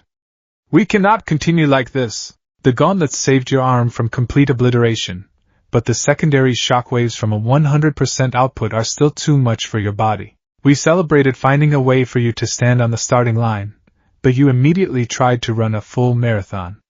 That was a last resort, a once-in-a-lifetime move. From now on, your goal is not to unleash your power, but to tame it. He placed a hand on Izuku's shoulder, the bony fingers a heavy weight. And that brings us to another, more immediate problem. Secrecy. Izuku swallowed, his drowsiness vanishing. You made quite an impression today, Tashinori continued. Not just with your power, but with your gear. UA's faculty, especially Principal Nizu and Power Loader, are going to have questions we cannot answer. The secret of One for All is paramount. But now, we are also bound to protect the secret of Wakanda. That is a heavy burden, and it falls on you as much as it does on me. He looked Izuku squarely in the eye. From this moment on, you have a story, and you must stick to it no matter what. Understand? Your quirk is a simple strength-enhancing type. It manifested late, which is why there are no records of it. The gauntlets are advanced support gear from a private and highly secretive international RD firm that sponsored you based on your potential. They are proprietary technology, protected by a mountain of non-disclosure agreements. You cannot tell anyone, not your classmates, not your teachers, not even your mother, the truth. Can you do that for me, young Midoriya? The weight of it all settled on Izuku. It was one thing to keep the secret of his quirk from his mother, a lie of omission that already made him sick with guilt. It was another thing entirely to build a fortress of calculated lies, to actively mislead the heroes he admired and the friends he hadn't even made yet. But he saw the desperate plea in his mentor's eyes. He nodded, his expression hardening with resolve. Yes, All Might. I understand. I'll protect the secret. Good boy. All Might said, relief washing over his face. Now get some rest. Your life as a UA student begins tomorrow. The next morning, standing before the door to Class 1A, Izuku felt more nervous than he had at the entrance exam. The door was ridiculously oversized, a clear message that UA catered to all manner of students and quirks. His arm was sore but functional, his legs steady beneath him. The Vanguard gauntlets were hidden under his new, crisp school uniform blazer, a secret weight on his wrists. He took a deep breath and slid the colossal door open. The first thing he saw was Katsuki Bakugo, his feet kicked up on his desk, scowling at the ceiling. The second was the serious, blue-haired boy from the orientation, Tenya Ida, chopping his hand at Bakugo for disrespecting school property. The tension in the room was palpable. Izuku tried to shrink, to become invisible, but it was too late. Ida's head swiveled towards him. He marched over, his movements unnervingly precise. "Good morning!" Ida boomed, startling Izuku. "I am Tenya Ida from Somei Private Academy, I heard." Izuku squeaked.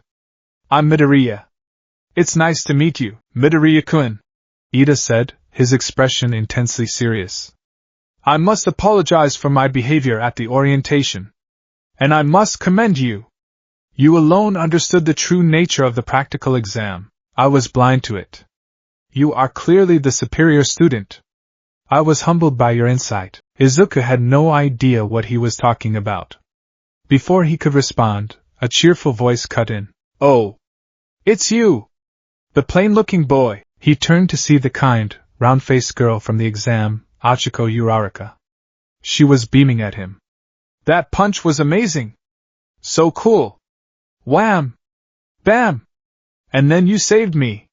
Thank you so much! Oh, and no, it was nothing!" Izuku stammered, his face erupting in a blush so intense he felt lightheaded.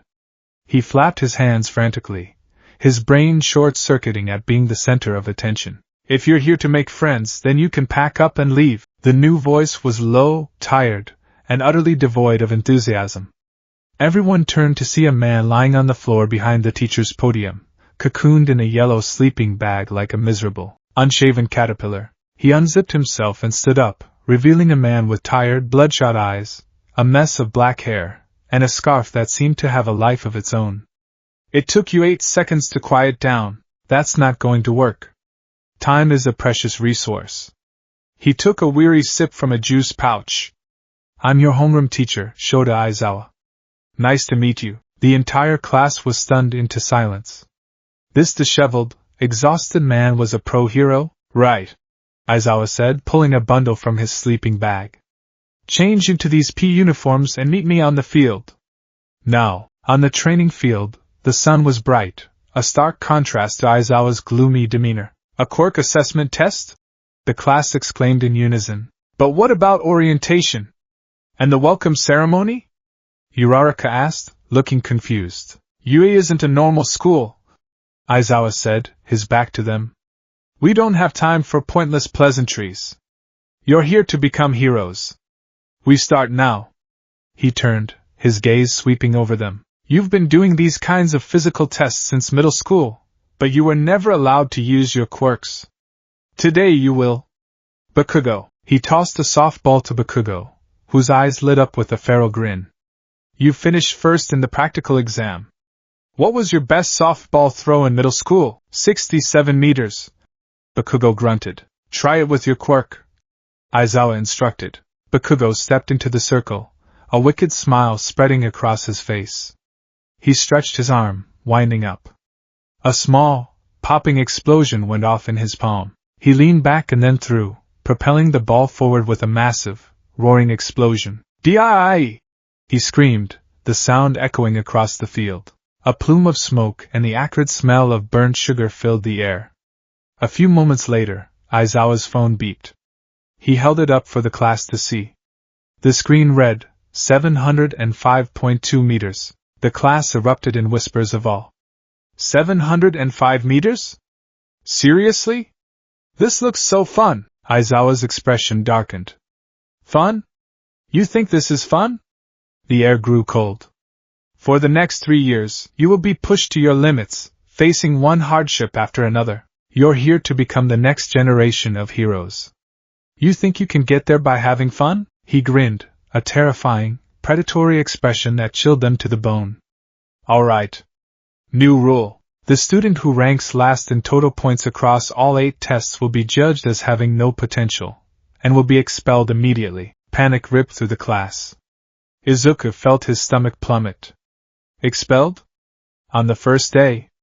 His performance in the entrance exam was a fluke of desperation. He couldn't afford another broken bone. He had to show control. He had to prove he wasn't a one-trick pony whose only move was self-destruction. This wasn't a test of power. It was a test of potential. Aizawa wasn't looking for a cannon.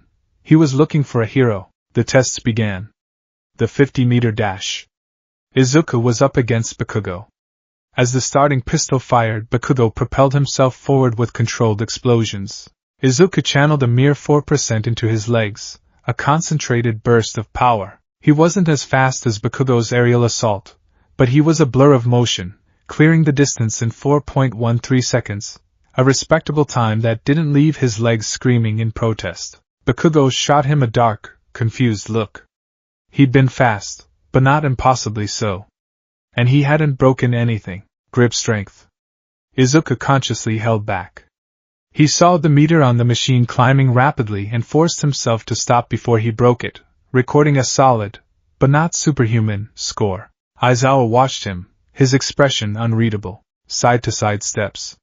He used tiny 3% bursts of one for all, focusing it in his ankles, allowing him to change direction with blinding speed. He was a constant hum of green energy, efficient and controlled. He was starting to get the hang of it, this delicate dance of metering out power. Each successful, pain-free movement built his confidence, and then came the ball throw. The main event. Bakugo had already set the bar impossibly high. Now, it was Izuku's turn. He stepped into the circle, the soft ball feeling strangely light in his hand. The entire class was watching him. He could feel Bakugo's glare burning into the back of his neck. He could feel Aizawa's critical gaze dissecting his every move. Last place gets expelled. I can't use 100%. I can't break my finger. If I do, I'm useless for the rest of the tests. I'll fail. I have to do something. I have to show control. He thought back to his training. 5% was manageable now. 8% was a strain. 10% was pushing it. What if he tried more? What if he pushed the gauntlets, and himself, just a little further? The system is designed to handle surges. Kenna's voice echoed in his memory. But sustained high output will generate significant thermal and kinetic excess. If the core's capacity is breached, the primary vents will engage to release the pressure. It might be, visually dramatic, a calculated risk. He needed a score that would impress Aizawa, a score that would keep him out of last place. He needed to show he had more than one setting. He took a deep breath. 15%. I'll aim for 15%. He pulled his arm back, focusing his mind.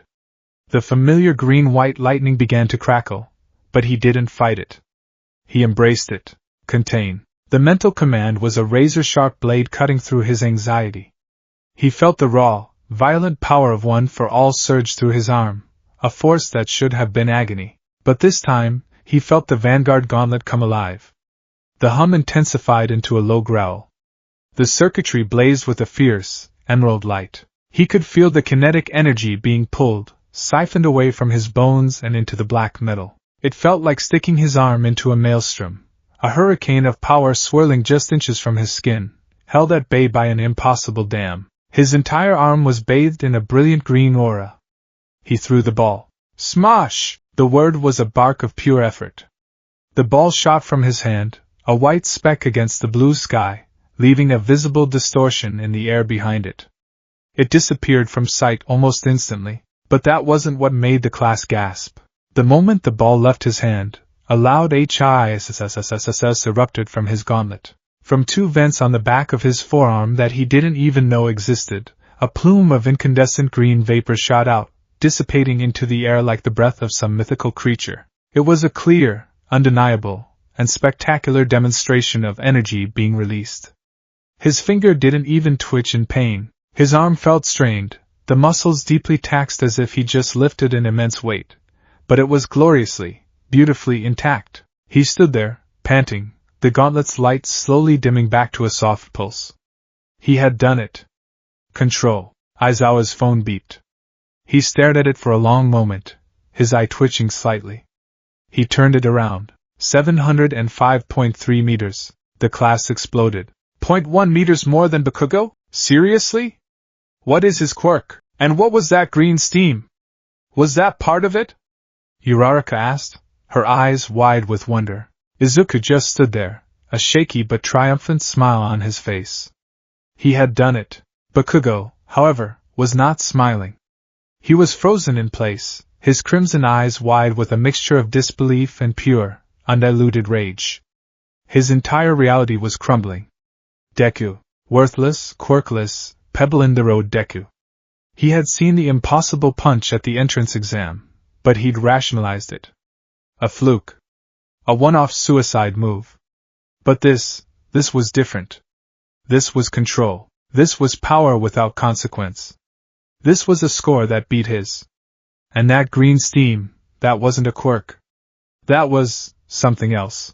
The carefully constructed hierarchy that had defined Bakugo's entire life shattered in that instant. Deku, you bastard! He roared, his hands sparking with explosions as he launched himself forward. Explain yourself! What the hell was that? Before he could take 2 steps, he was wrapped in a cocoon of tough, gray fabric. Aizawa's binding cloth shot out, immobilizing him instantly. Bakugo struggled, but the cloth was unyielding. Stand down, Aizawa said, his eyes now glowing a terrifying red, his hair floating around his head as he activated his own quirk. The explosions on Bakugo's palms sputtered and died. I'm getting dry eye.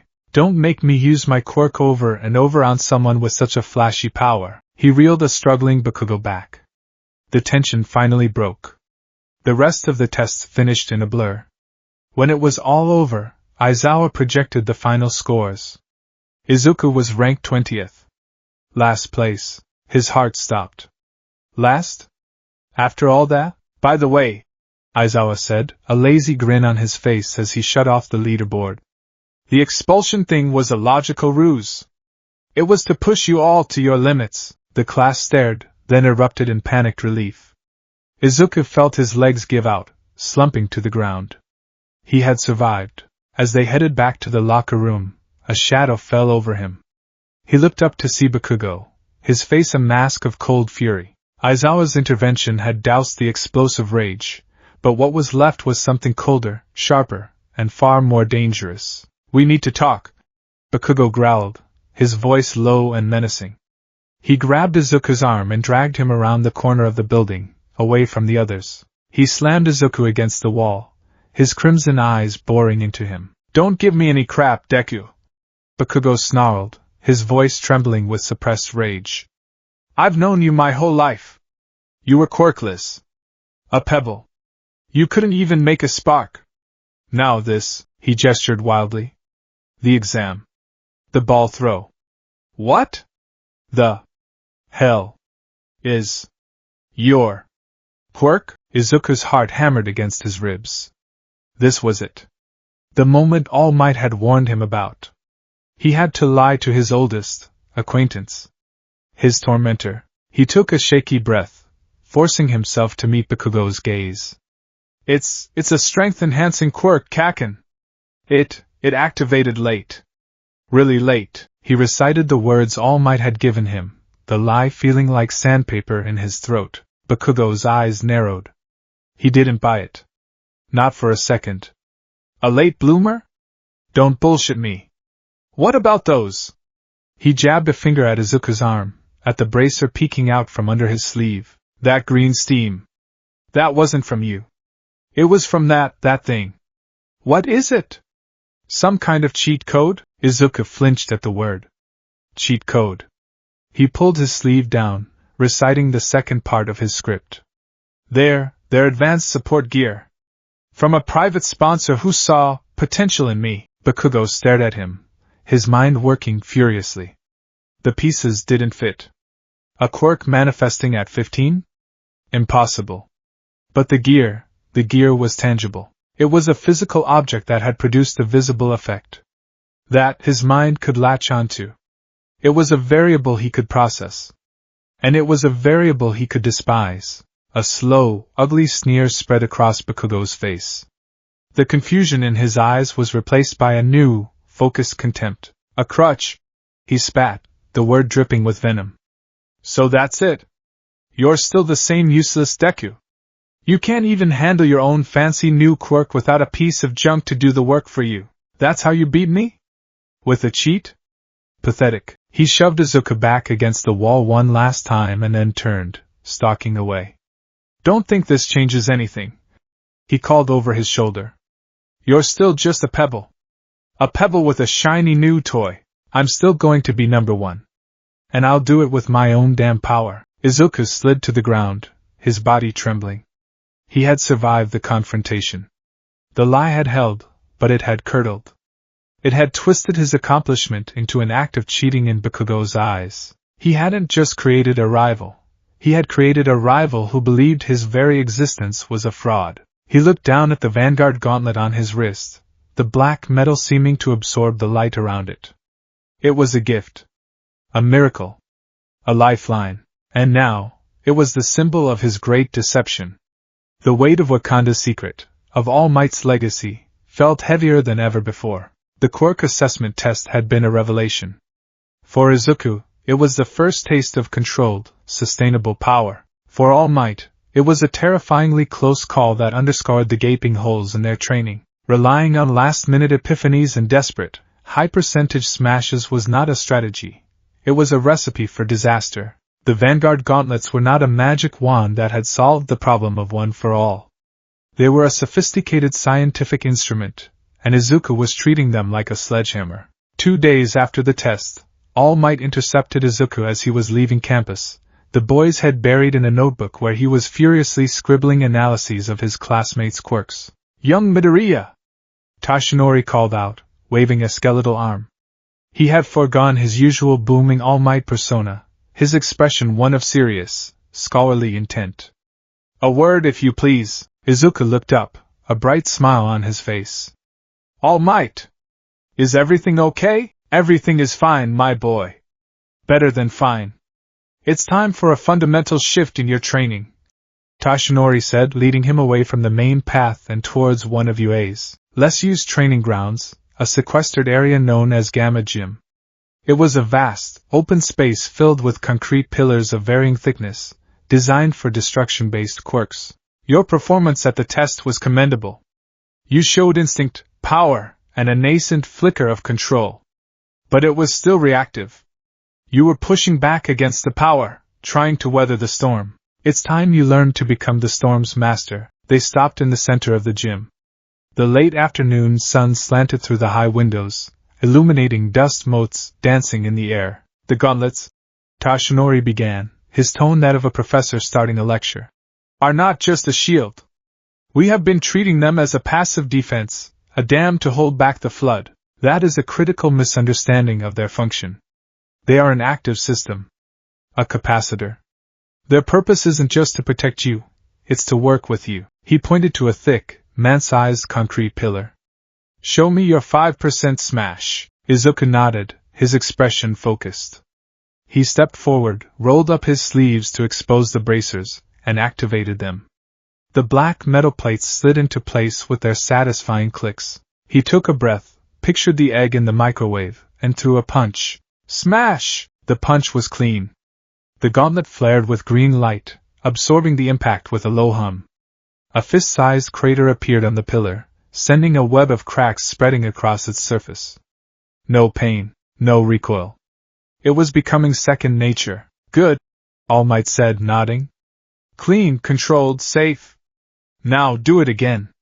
And again. For the next 10 minutes, Izuku did just that. He fell into a rhythm, striking the pillar with a steady cadence of 5% smashes. Thump. Hum. Flare. Thump. Hum. Flare. He moved around the pillar, striking it from different angles, chipping away at its structural integrity. It was grueling, repetitive work, but he didn't question it. Finally, Toshinori held up a hand. "Stop. Now look at your arm." Izuku, panting slightly, looked down at his gauntlet. It was different. The green circuitry wasn't just pulsing, it was glowing with a fierce, steady light. A palpable heat radiated from the metal, and the low hum had risen in pitch to a distinct, high-energy whine. What's happening?" Izuku asked, his eyes wide. "You've been pouring energy into the system," Toshinori explained, his own eyes gleaming with excitement. Each of those smashes, the kinetic backlash that would have damaged your arm, has been converted and stored. The gauntlets are now charged. You have filled the reservoir. The question is, what do you do with it? Izuku stared at the glowing device. Kena-san said, it could be released? In a concussive blast. Precisely. All Might boomed, a bit of his heroic persona slipping through. This is the next step in your evolution, my boy. It's the synergy between man and machine, between quirk and tech. You are no longer just a wielder of one for all. You are a living battery, and this is your weapon. He stepped back. I want you to try it. Focus your will, not on generating power, but on releasing what is already there. Do not use one for all. Not even 1%. This attack must come purely from the gauntlets. Izuku's brow furrowed in concentration. This was a completely new concept.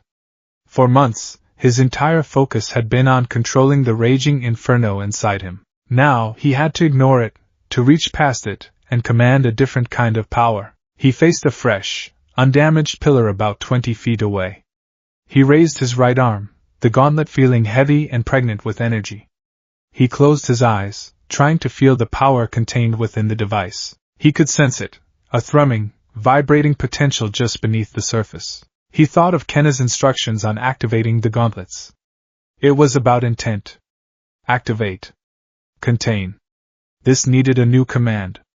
Release. He pictured a valve opening, the immense pressure behind it seeking an outlet.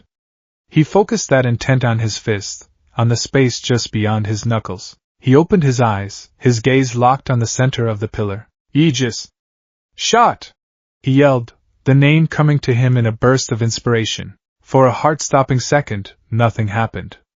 Then, the circular plate on the back of his gauntlet flashed, and with a sound like a giant bullwhip cracking the air, a disk of pale green, translucent energy shot from his fist. It was not a beam, but a tightly compressed shockwave that traveled the 20 feet in the blink of an eye. The shockwave slammed into the concrete pillar with a deafening crack. It didn't punch a hole. It blasted the entire midsection of the pillar into gravel and dust. The top half hung in the air for a moment before crashing to the ground with a thunderous boom, raising a cloud of gray dust. Izuku stared, his jaw hanging open. His arm hadn't moved an inch from the recoil. He felt no strain, no pain, nothing but a slight cooling sensation as the gauntlet's intense glow dimmed back to a soft, rhythmic pulse. The high-pitched whine faded. The reservoir had been emptied. All Might was laughing, a deep, booming sound of pure, unadulterated triumph. Ha ha! Yes! Do you see, young Midoriya? Do you see the potential? He strode over and clapped Izuku on the back, nearly sending the boy to his knees. This changes everything. It's not just about offense and defense anymore. It's about resource management. You can use a series of small, safe smashes to build up a massive charge, and then unleash a devastating attack without putting any strain on your body. You can fight smarter, not just harder. You can be a hero who thinks, who plans, who uses every tool at his disposal. Izuku's mind was reeling, a supernova of new possibilities exploding in his brain. The implications were staggering. He could use low-percentage smashes for mobility, for close-quarters combat, for chipping away at an opponent, all while charging up a final, powerful blow. He could absorb the kinetic energy of an enemy's attack and throw it right back at them. The fighting style he could develop was infinitely more versatile and complex than just punching really hard. As the dust settled, however, a new problem became apparent. The pillar was gone. The gym was a mess. And standing in the doorway, silhouetted against the setting sun, was a very unimpressed Shota Aizawa. Midoriya! All Might! Aizawa said, his voice a low, dangerous drawl. Care to explain why you are demolishing school property without authorization? All Might immediately stiffened, coughing into his hand. Aizawa-kun! Just, conducting a little supplemental training. To help young Midoriya with his quirk control. Aizawa's gaze drifted from the obliterated pillar to Izuku's gauntlets, which were still faintly pulsing. His quirk control, he repeated, his tone flat and skeptical. That concussive blast, that was not his quirk. That was the gear. I saw the energy discharge at the assessment test. What I just saw was a weaponized version of it. Izuku felt a jolt of panic. Aizawa's analytical skills were terrifying. He could see the distinction, the line between where the quirk ended and the technology began. Tashinori stepped forward, placing himself between Aizawa and Izuku, adopting his role as the shield for their secrets. As we've stated, the boys' support gear is from a private firm with a very strict NDA. The equipment is designed to help him manage the volatile output of his quirk. It has energy redirection capabilities. It is all part of a holistic system to ensure his safety. He was weaving the lie with practiced ease, but Aizawa's unrelenting stare made it feel flimsy. Aizawa was silent for a long moment, his gaze shifting between the powerful hero and the nervous student. "Fine," he said finally, much to their surprise. "I don't care where the power comes from, quirk, gear, or a magic lamp. All I care about is results and responsibility. If he can control it, and if he uses it to save people, that's what matters. But," he pointed a finger at the rubble, "you will clean up every last piece of this. And you will file the proper paperwork with Power Loader before you conduct any more supplemental training. UA has a budget, All Might.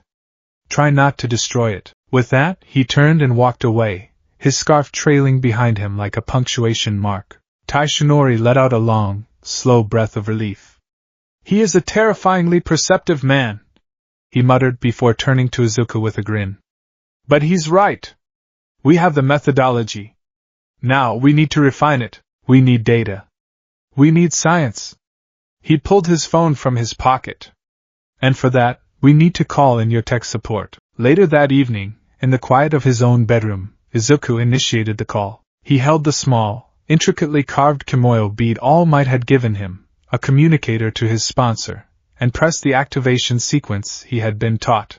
A pillar of golden light rose from the bead, coalescing into the crystal-clear, holographic form of Kenna.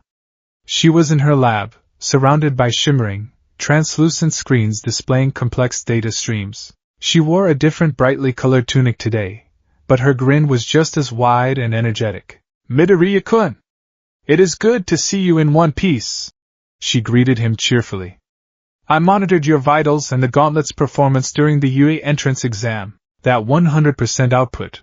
You nearly gave our entire diagnostics team a heart attack. The energy spike was far beyond our simulation parameters.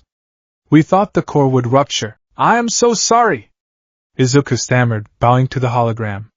"There was a girl who was trapped, and I didn't know what else to do." Kenna's expression softened. "Hey! No need to apologize. You did what a hero does. And the gauntlets held. They did their job. That's a win in my book." It also gave us an incredible amount of real-world stress data. "So, thank you for being our ridiculously overpowered test pilot." She tapped a few commands onto a floating console, and a new schematic appeared beside her. It was a detailed, real-time diagnostic of the Vanguard gauntlets on his arms. "Tashinori-sen informed me of your recent breakthrough with the kinetic redirection," she said, her voice filled with professional excitement. "This is the core design philosophy of the system. I'm glad you've started to explore it.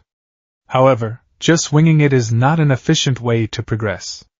You are an analyst, Midoriya-kun. I've read the files All Might sent us on you, your notebooks, your tactical breakdowns. It's time you applied that brilliant mind to your own power set." A new window opened up in the hologram, displaying a simple, circular gauge, like a speedometer, with a needle currently at 0. "This is your primary user interface, a visual representation of the gauntlet's stored kinetic energy. We're calling it the Aegis gauge. I am activating the haptic feedback overlay now." Izuku felt a faint vibration in his right gauntlet. He looked down and saw, to his utter astonishment, a faint, green light projection of the exact same gauge shimmering on the back of his hand, floating just above the metal. "Whoa!" he gasped, turning his hand over. The image was stable, perfectly legible. "It's a localized hard light projection," Kenna explained casually, as if she were describing a pop-up ad. "It will be your guide. As you use one for all, you will see the needle climb. Each 5% smash should charge the gauge by approximately 8%. A 15% smash, like the one you used in the ball throw, generates about a 25% charge. The system can safely hold a 100% charge. Anything above that, and you risk a force pressure release, like the one you demonstrated. She zoomed in on the gauge. Furthermore, the release of that energy can be modulated. You unleashed it all in one go with your Aegis shot. A powerful, but inefficient use of resources. Try this. She guided him through a series of mental exercises. It was like learning to flex a new muscle. She had him charge the gauge to 50% by doing a series of small, controlled air punches in his room, the gauntlet absorbing the minor but cumulative backlash. "No," she instructed. "Instead of thinking release all, focus on releasing just a fraction. Visualize the needle moving from 50 down to 40. A controlled burst." Izuku faced an empty corner of his room. He focused, picturing the valve opening just a crack. Aegis. Pulse! A much smaller, tighter disk of green energy shot from his fist. It was about the size of a dinner plate, and dissipated after only a few feet with a soft thwump. He looked at the gauge on his hand. The needle had dropped by 10 points. "Excellent!" Kenna cheered. "You have precise control.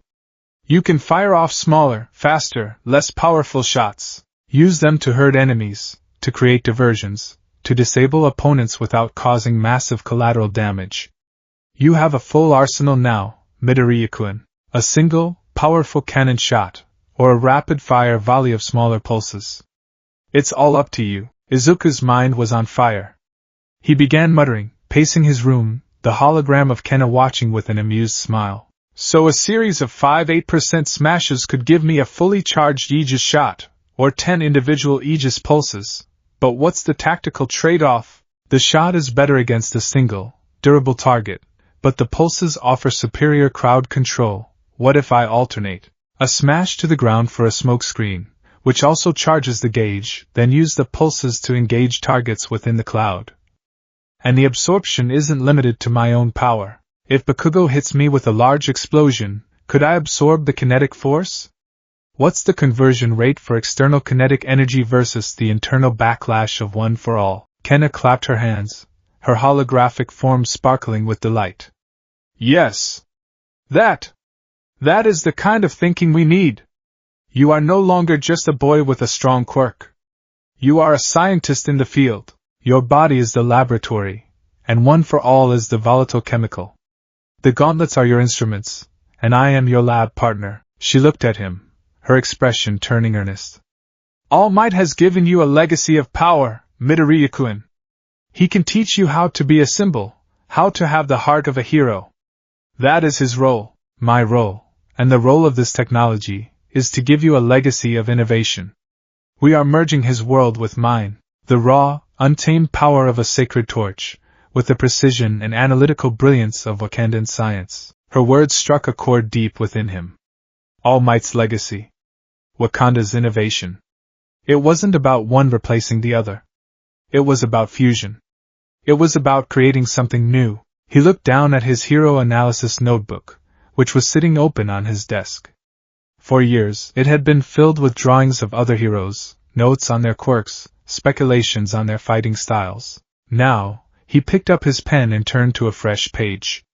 At the top, he wrote, "Hero Analysis, Deku, Ver 2.0. Below it, he didn't draw a picture of himself in a costume. He began to draw diagrams. Energy flow charts. Equations calculating the kinetic-to-charge ratio. Notes on the haptic feedback of an 8% smash versus a 12% smash. He was no longer just a fan but cataloging the powers of others. He was the chief engineer of his own. The science of a smash was his new favorite subject, and he had a feeling he was going to be a very dedicated student.